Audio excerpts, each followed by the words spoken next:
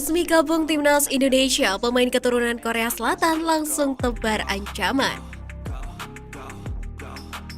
Bergabung ke dalam skuad Timnas Indonesia U16, pemain berdarah Korea Selatan, Ji Da-bin langsung menebar ancaman.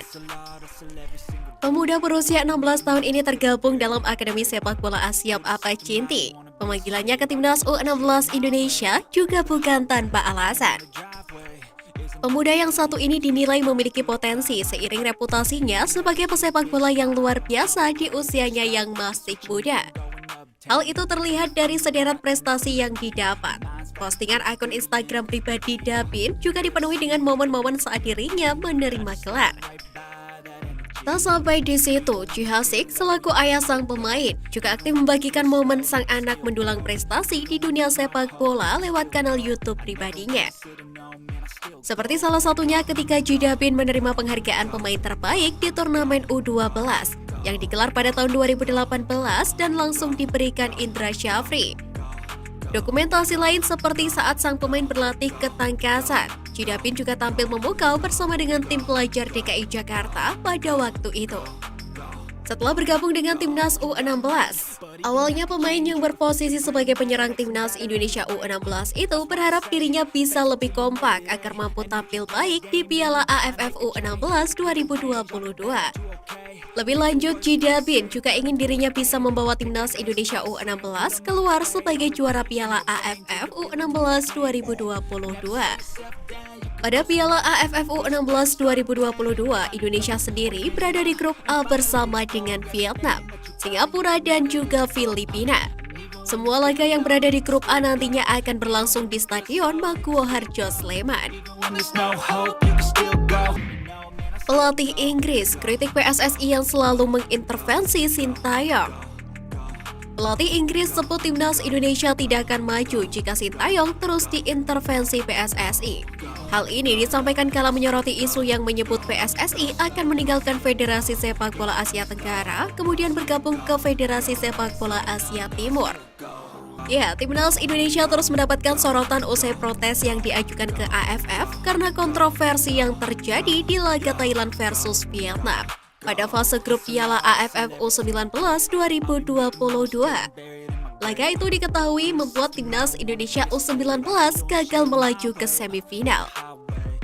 Dia menilai tindakan yang dilakukan PSSI seperti anak kecil, sebab dia menilai berpisah dengan AFF bukan hal tepat karena EAFF juga tidak akan menerima PSSI dengan mudah.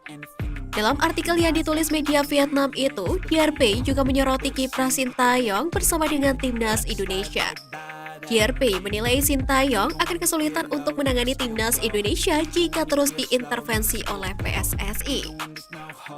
Sejauh ini Sintayong memang kerap menuai sorotan lebih karena belum juga membawa Timnas Indonesia meraih gelar juara.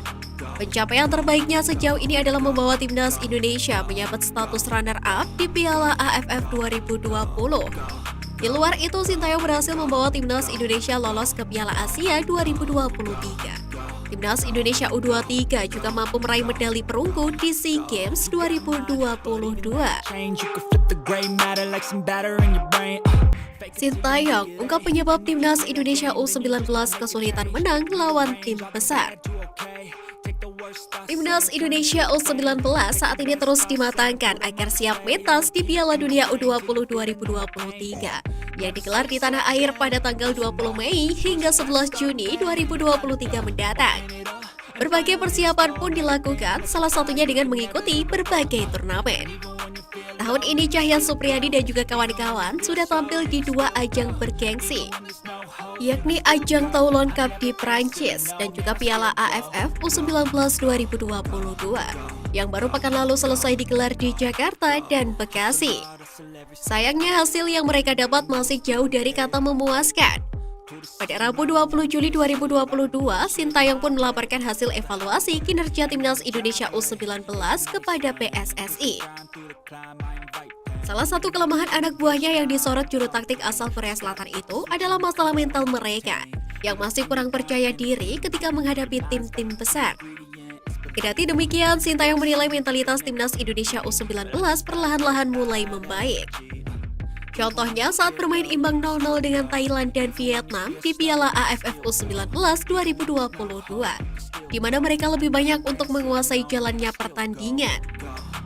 Melihat evaluasi tersebut, tentu masih banyak pekerjaan rumah yang perlu diselesaikan Sintayong dan juga PSSI untuk terus memoles para punggawa timnas Indonesia U19. Selanjutnya, pasukan Garuda Nusantara juga bakal menjalani pemusatan latihan di Belanda. Sintayong tolak rencana PSSI. Usulan PSSI untuk menggunakan jasa motivator buat timnas U19 Indonesia ditolak oleh pelatih timnas Indonesia Sintayong. Dalam rapat evaluasi bersama dengan PSSI pada Rabu kemarin, Sintayong merasa efektivitas jasa motivator untuk meningkatkan mental bertanding Marcelino Ferdinand dan kawan-kawan tidak begitu signifikan. Usulan untuk menggunakan jasa motivator tersebut tercetus oleh asisten manajer timnas U19 yakni Sumarji. Menurutnya, para pemain dinilai sering demam panggung saat harus menjalani laga perdana. Namun usulan PSSI itu ditolak langsung oleh Sintayong. Sintayong mengaku sebelumnya sudah pernah melakukan hal serupa saat masih menunggangi timnas Korea Selatan. Sayangnya cara tersebut menurut Sintayong tidak berjalan dengan efektif. Sintayong sendiri lebih menyarankan agar Ketua Umum PSSI Muhammad Iriawan dan manajer timnas Indonesia U19 Endri Irawan yang mengemban tugas tersebut. Juru taktik berusia 52 tahun itu bahkan mempersilahkan Muhammad Iriawan dan Endri Irawan untuk mengadakan sesi khusus motivasi untuk timnas U19 Indonesia.